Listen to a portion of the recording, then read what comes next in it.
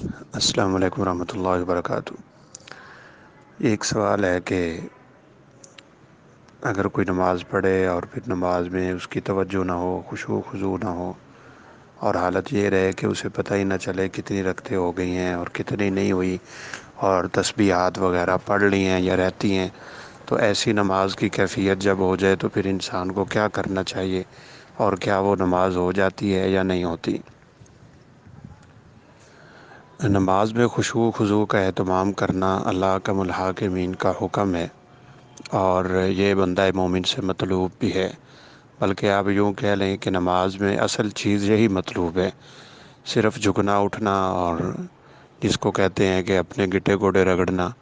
یہ مطلوب نہیں ہوتا ہے۔ اصل ہر عبادت کی روح جو ہے وہ یہی خشوع ہے، خضوع ہے، تقوی، پرہیزگاری، للہیت اور خشیت ہے۔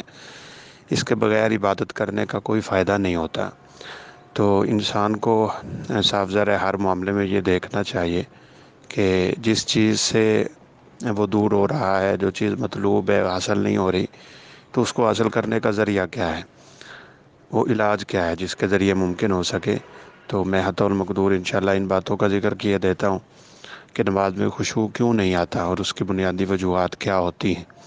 خشوع کا مطلب یہ ہوتا ہے کہ انسان کا دل اللہ کی طرف متوجہ ہو، اور پھر اس خشوع کا اور خضوع کا اظہار انسان کے بدن پہ بھی ہوتا ہو۔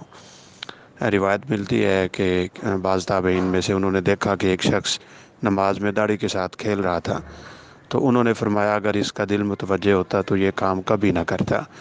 یہ کیسے ممکن ہے کہ خشوع ہو اور پھر انسان کے اعضاء سے اس کا اظہار نہ ہو رہا ہو؟ تو یہ مطلوب چیزیں ہیں، اللہ کا الحاکمین میں ان کو حاصل کرنے کی توفیق نصیب فرمائے۔ تو خشوع اس لیے حاصل نہیں ہوتا، اس کے دو بنیادی سبب ہوتے ہیں،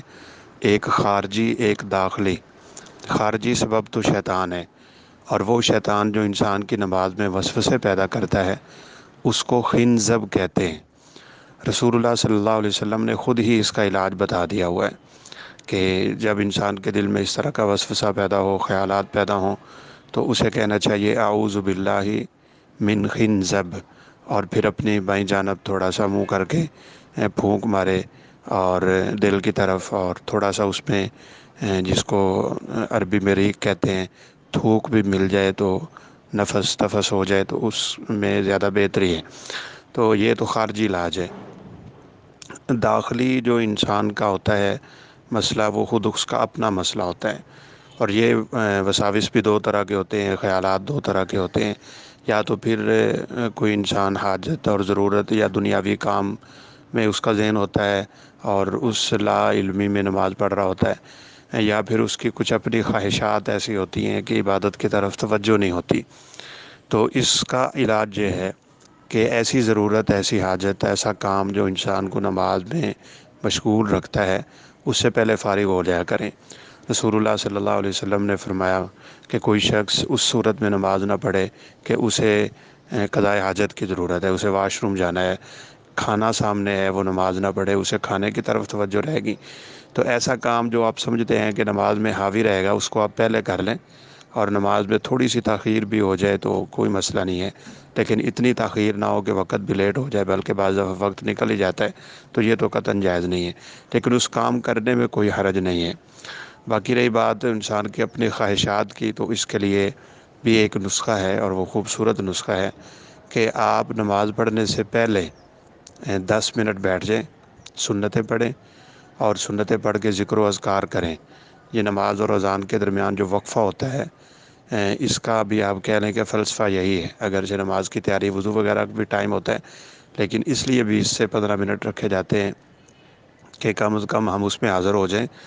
اور جسمانی روحانی دونوں طرح حاضر ہو جائیں۔ وہاں بیٹھ کے اللہ کا الحاکمین کا ذکر کیا جائے، سنتیں پڑھی جائیں، اور اپنے دل میں وہ پیدا ہونے والے برے خیالات، ان سے چھٹکارا حاصل کر کے جان بچا کے انسان اللہ کا الحاکمین کی طرف متوجہ ہو جائے۔ تو ایسے شخص کو چاہیے کہ وہ اپنے فرض پڑھنے سے پہلے وضو کرے، مصلی بچھائے، رکعتیں پڑھے، سنتیں پڑھے، پھر ذکر اذکار کرے اور اللہ کا ملاقمین کی طرف اپنے دل کو متوجہ کرے، اپنے نفس کے ساتھ جہاد کرے، اور جب اس کی کیفیت تھوڑی سی سدھر جائے تو اس وقت وہ اٹھ کے فرض نماز ادا کر لے، تو اس کے ساتھ انشاءاللہ بہت بہتری آ جائے گی۔